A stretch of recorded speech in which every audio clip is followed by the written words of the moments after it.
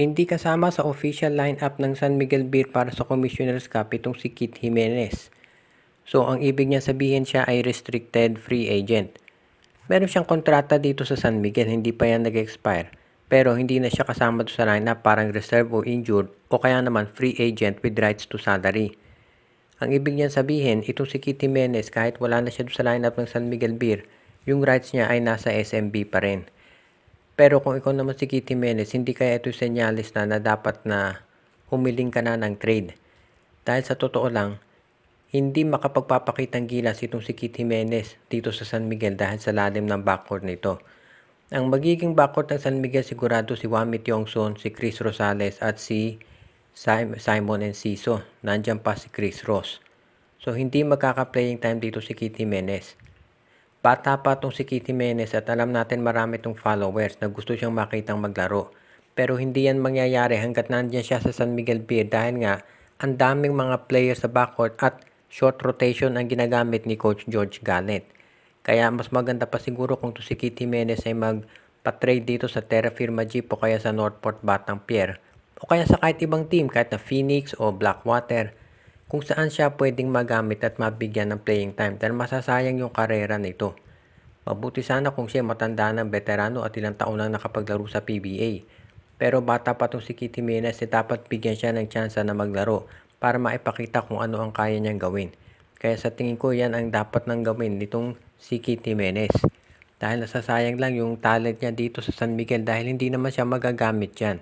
Kahit nga nung nagka-injury si Terence Romeo at si Chris Ross, hindi naman siya talaga nabibigyan ng playing time. Kaya kinakailangan, siguro para sa ikagaganda ng karir niya, mas maganda nga na maging free agent na to o di kaya ay mag-request na ng trade. Pagkatapos makuha itong si Troy Rosario ng Barangay Ginebra, meron nga kayang posibilidad na ang susunod naman na makatransaksyon nitong Gene Kings ay itong Phoenix Fuel Masters. Natambakan itong Phoenix nitong guest team na Hong Kong Eastern at mukhang hindi maganda ang magiging umpisa nitong Phoenix Fuel Masters dito sa Commissioner's Cup. At ngayon pa lamang, sa totoo lang, marami ng mga teams ang pumuposisyon para ma-acquire yung draft pick nitong Phoenix. Dahil malamang ito ay maging mataas. Maagang nalaglag dito sa Governor's Cup itong Phoenix at mukhang ngayon ganyan din ang mangyayari dito sa Commissioner's Cup. Kaya sa tingin nila mukhang magandang makuha ng Barangay Ginebra yung first round draft pick nitong Phoenix Fuel Masters. Kasi itong first round draft pick ng Terra Firma baka sa San Miguel yan mapunta kasi syempre magpapalitan yan.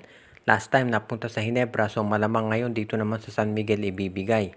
Yung sa Northport naman baka sa Magnolia Chicken Templado siyan ibigay.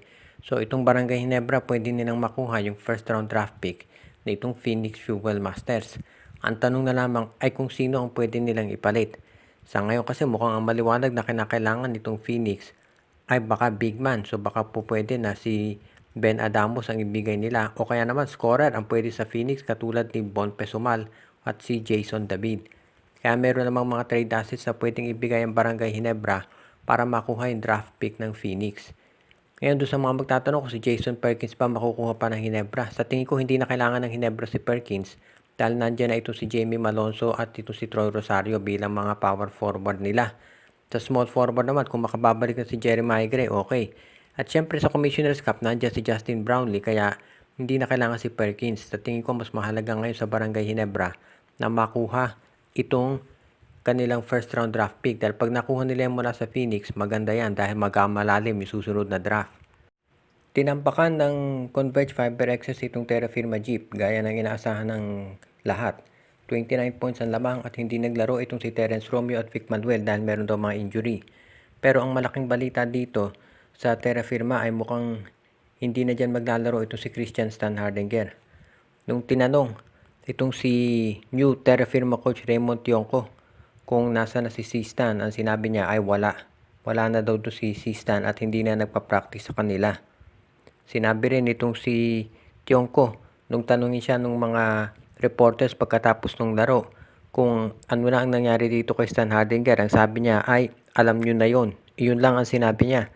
So parang ang ibig sabihin nito ay mukhang maliwanag na itong si Christian Stan Hardinger ay hindi na babalik dito sa Terra Firma Jeep. Hindi pa natin alam kung ano talaga ang dahilan pero kasi kung itong si Stan Hardinger ay injury lamang yung dahilan ng kanyang hindi paglalaro, Sana yun na ang sinabi ng coach. Sinabi niya na hindi naglalaro si Stan Hardinger dahil ito ay merong injury. Pero ngayon, ang sinabi nga noong tinanong siya ng mga reporters kung maglalaro pa ba ito si Christian Stan Hardinger, ang sinabi niya, si Stan, no comment, alam nyo na yon. At nung tinanong kung nagpa-practice, sinabi hindi na raw nagpa-practice. So mukhang matindi yung dahilan dito at alam natin na mag-expire na kontrata ni Stan Hardinger sa December 31. So ang tanong dito ay ite-trade pa ba yan ng Terra Firma dito sa TNT Tropang Giga? O baka naman ay hayaan na lang nila mag-expire ang contract na ito at aalis na siya dito sa PBA. Sa edad niyan 35, hindi natin alam kung makapaglalaro pa to abroad pero abangan natin kung ano magiging desisyon dito. Pero ang maliwanag kung itong si Stan Hardinger ay hindi na babalik sa Terra Firma, ang lalabas niyan, pinagpalit ng Terra Firma yung kanilang mga top players para lang kay Pringle at dito kay Mark Nonoy. Katulad nung nireport natin kanina, itong si Stan, si Christian Stan Hardinger, ay mukhang malabo na raw na maglaro o bumalik dito sa Terra Firma Jeep. Dahil mag-expire na ngayon kontrata niya at base doon sa mga sinabi, doon sa mga sagot sa comments nitong si Coach Raymond Tionco, para meron talagang hindi pagkakaunawaan itong si Stan Hardinger at itong Terra Firma.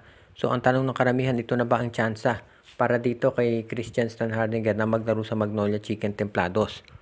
Siyempre wala namang imposible dyan pero ayon dito sa sinabi ni Snow Badwa, medyo malabo raw na mapunta ito sa Magnolia dahil ito raw si Stan Hardinger parang ayaw nang maglaro dito sa SMC. Kung matatandaan ninyo, tinrade siya ng San Miguel, hindi siya natuwa doon sa nangyari at napunta siya dito sa Northport and then sa Ginebra. Pero hindi rin daw ito natuwa dito sa nangyaring pag-trade sa kanya ng Ginebra sa Terra Firma. Kaya ngayon mukhang ang mangyayari dyan ay baka tatapusin lamang niya yung kontrata niya dito sa Terra Firma at pagkatapos ay aalis na ng PBA. Posible na mas malaki, sabi nga nung iba, mas malaki pa chance na baka yan ay mapunta sa TNT Tropa kaysa dito sa Magnolia, kapalit ni Mikey Williams.